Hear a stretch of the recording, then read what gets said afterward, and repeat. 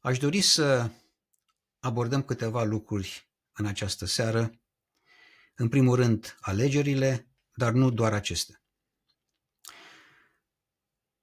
Rezultatul alegerilor parlamentare este, de fapt, rezultatul deciziilor parlamentare din ultimii 35 de ani. Vorbim despre rezultatul deciziilor greșite pe care politicienii români le-au luat, dar cel mai important, vorbim acum despre rezultatul deciziilor corecte prin care românii, cu votul lor, au restartat acum clasa politică. Practic, poporul român, căruia i s-a inoculat că votul lui nu contează, s-a văzut clar și precis și se va vedea peste încă o săptămână că votul contează. Se creează practic o nouă identitate socială. De fapt, este pentru prima dată, după foarte mult timp, când ne creăm noi identitate. Vedeți, rezultatul alegerilor reprezintă de fapt falimentul partidelor.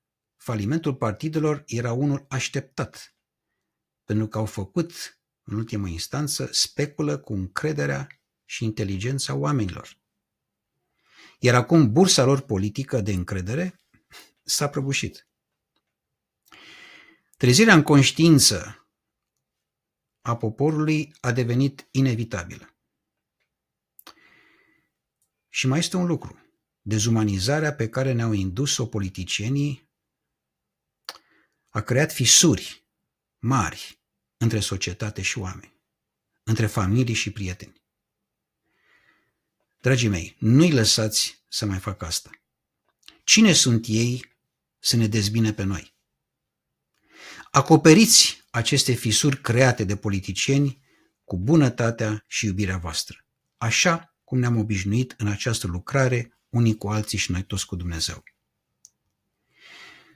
Politicienii ne dezintegrează sufletele doar ca să le folosească strict în interesul lor. Însă este sufletul nostru, este voința noastră, nu a lor. De aceea nu le permiteți să se mai joace cu sufletele și mințile voastre, în special la televizor sau în Parlament. Politicienii să aducă fericire și prosperitate tuturor.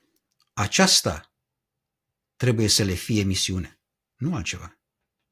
Vă rog din nou, nu vă supărați cu cei dragi, nu vă împărțiți în două tabere. Noi suntem cu toții într-un singur loc și avem o singură tabără, iar această tabără se numește România. Iar aici am invitat pe toți românii pentru a fi toți împreună. Când tabăra devine mare și puternică prin voința oamenilor, ea se numește societate funcțională și asta ne va aduce bunăstare. Ne-am bazat prea mult pe alții și de acolo au început problemele noastre.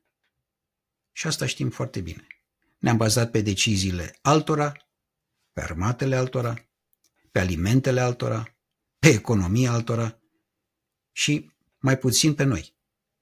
Asta și practic de astăzi, ea trebuie să înceteze, din acest moment. Eu însă mă bazez în primul rând pe voi să refacem România, pentru că refacem România împreună. Ce vedeți în urma votului de duminică este nevoia poporului de a echilibra balanța.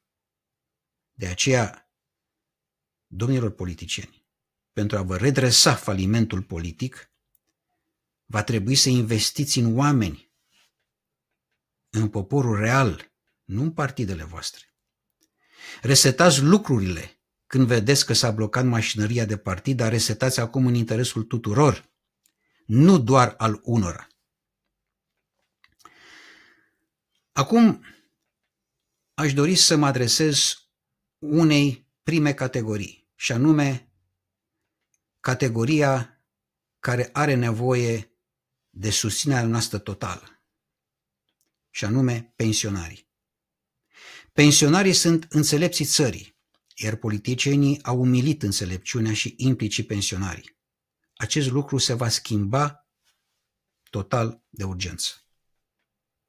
Respectul pentru părinții și bunicii noștri înseamnă respect față de identitatea noastră, în primul rând. Iar pensiile acestor oameni este nevoie să devină o prioritate. Pentru că pensiile militarilor sunt un drept, iar pensiile speciale nu sunt un drept. Și să fim bineînțeleși, acest aspect trebuie să fie clarificat de urgență.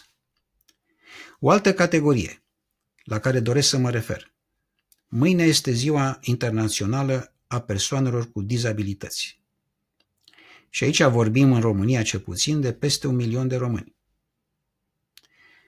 Dragii mei, să nu vă mai simțiți așa în cuvântul dizabilitate, pentru că el își are marea putere într-un alt cuvânt, cuvântul abilitate. Aveți abilitatea de a le cere și arăta tuturor ce înseamnă și ce trebuie să însemne voința. De acum înainte, niciun părinte nu mai are voie să fie singur în lupta sa pentru a-și ține copiii sănătoși.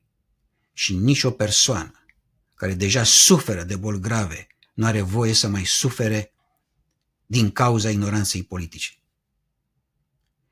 Nu va mai exista niciodată o altă prioritate mai mare decât conservarea sănătății noastre prin decontări la timp pentru servicii